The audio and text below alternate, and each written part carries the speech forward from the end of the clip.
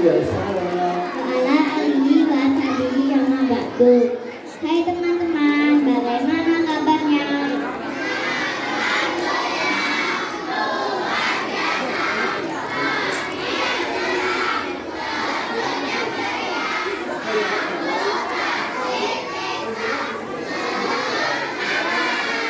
Masih semangat? Saya kasih kompangannya lagi ya. Tepuk anak soleh.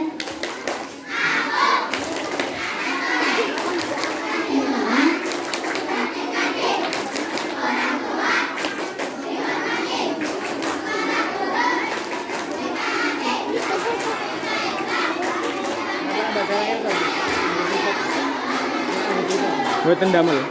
Jangan.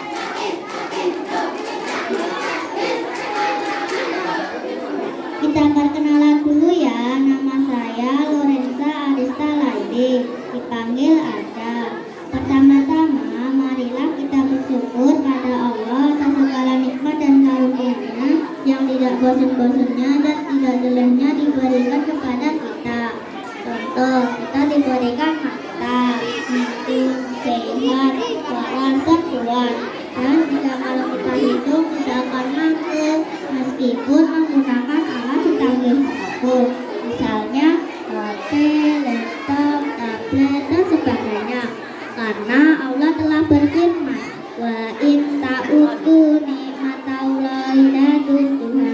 Artinya, jika kamu menghitung nikmatku, kamu tidak akan mampu.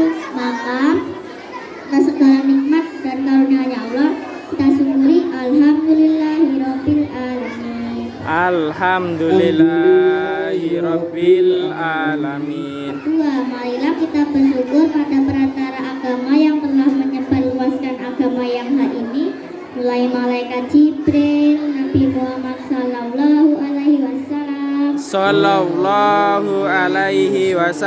alim ulama, mubalim, dan seterusnya. Maka kita syukuri dan kita doakan, alhamdulillahi jazakumullahu khairan. Ketiga, atas kehadirannya Dewan Juri, bapak-bapak, ibu-ibu, Pak D, Bude, Mbah-mbah, teman-teman di acara yang penuh barokah ini, saya syukuri, alhamdulillahi jazakumullahu khairan. Mudah-mudahan Allah paling manfaat dan barokah. Saya ingatkan supaya hatinya sama-sama ditata dan diniati karena Allah. Dalam surat Bani Israil ayat 57, wa yarjuna rahmatahu wa yaqomuna adaba. Artinya ngarep-ngarep surgane Allah lan pengen terhindar saking siksaane Allah ingkang ngarumi neraka.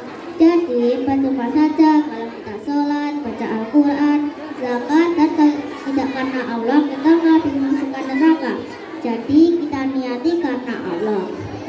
Teman-teman, saya di sini akan bercerita tentang berbaktinya Nabi Ismail bersama kedua orang tuanya. Tapi saya mau tanya dulu, siapa yang sudah tahu Ka'bah? Dan Ka'bah itu apa?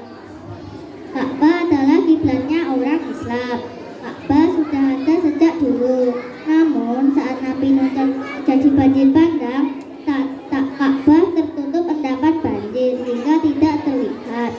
Akhirnya Nabi Ibrahim diutus Allah untuk merenovasi Ka'bah. Akhirnya Nabi Ibrahim mendatangi Nabi Ismail. Ibrahim berkata, Hei Ismail, apakah kamu membantuku? Nabi Ismail menjawab, ya, aku akan membantu ayah. Apa yang bisa aku lakukan ya? Nabi Ibrahim berkata, aku diperintah Allah untuk merenovasi Ka'bah. Nabi Ismail menjawab, ya, pasti akan membantu. Akhirnya mereka berdua pun langsung merenovasi Ka'bah. Nabi Ibrahim menjadi tukangnya dan Nabi Ismail menjadi kulinya. Nabi Ibrahim berkata, Ismail, ambilkan batu. Seketika Nabi Ismail langsung mengambilkan batu. Nabi Ibrahim berkata lagi, Ismail, ambilkan pasir dan air. Tanpa ada rasa marah, Nabi Ismail melaksanakan perintah dari ayahnya. Akhirnya setelah mereka selesai membangun Ka'bah, mereka berdoa, ya Allah, terimalah amal ibadah kami dan buatlah anak turun kami menyerah padamu. Al-ayat seperti dalam Al-Baqarah ayat sampai 129. Akhirnya dari doa itu Allah mengabulkan doa Nabi Ibrahim dan diutuslah Nabi Muhammad SAW dan juga keturunan mereka. Hikmahnya dari cerita ini, jika kita masih punya orang tua, kita harus berbakti kepada kedua orang tua. Siapa yang masih punya ayah, angkat tangan. Siapa yang sudah siapa yang masih punya ibu, angkat tangan. Siapa yang sudah Punya. punya ayah dan ibu, angkat kedua tangan. Ya, jadi kita harus berbakti kepada orang tua, karena jembatan kita masuk surga ya lewat orang tua, terutama ibu. Surga ada di bawah kaki ibu. Nabi bersabda, ridho Rabbi miridho walidi. Artinya, ridhonya Allah tergantung ridhonya orang tua. Contoh. Berperilaku baik kepada kedua orang tua. 1.